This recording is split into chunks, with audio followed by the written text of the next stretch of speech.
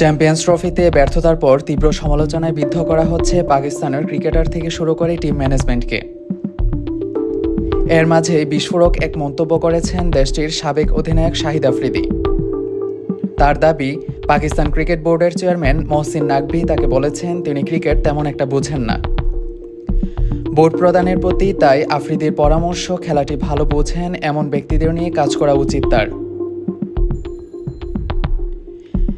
এবারের champions trophy দিয়ে ২৮ বছর পর ঘরের মাঠে আইসিসির কোনো টুর্নামেন্ট আয়োজনের সুযোগ পায় পাকিস্তান।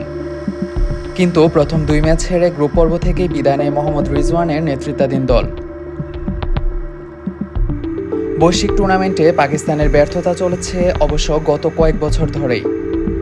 ২০২৪ টি-20 বিশ্বকাপ ও গত ২টি ওয়ানডে বিশ্বকাপেও গ্রুপ পর্ব থেকেই বিদায় নিয়েছিল তারা।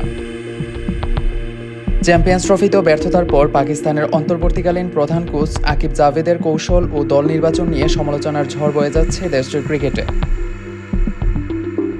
পাকিস্তানের সামা টিভির এক অনুষ্ঠানে সোমবার দেশটির ধারাভাষ্যকার নওমান নিয়াজ বলেন, ইউনুস খান, আফ্রিদির মতো সাবেক ক্রিকেটারদের বোর্ডে যুক্ত করা উচিত। একই অনুষ্ঠানে থাকা আফ্রিদিকে তখন সঞ্চালক জিজ্ঞেস করেন, আপনি কেন পিসিবিতে নেই? তখন পিসিবি চেয়ারম্যানের বিষয়টি তুলে ধরেন সাবেক এই অলরাউন্ডার।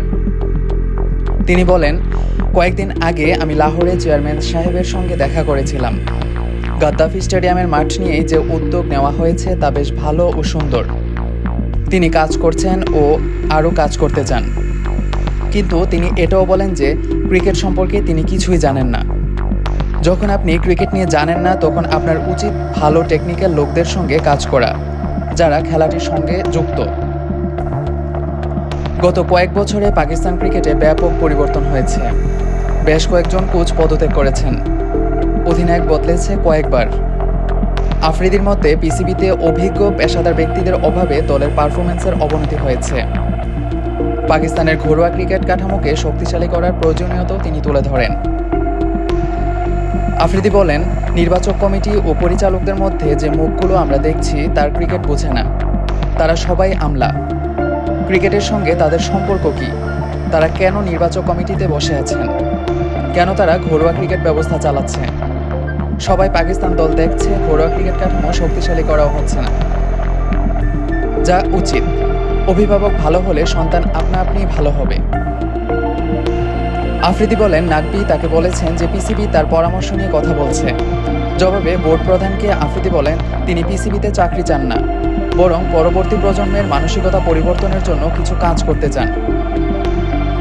পাকিস্তান সরকারের স্বরাষ্ট্রমন্ত্রী ও পাঞ্জাব রাজ্যের সাবেক অন্তর্বর্তীকালীন মুখ্যমন্ত্রী নাকভি গত বছরের ফেব্রুয়ারিতে বিনা প্রতিদ্বন্দ্বিতায় পিসিবির ৩৭তম চেয়ারম্যান নির্বাচিত হন।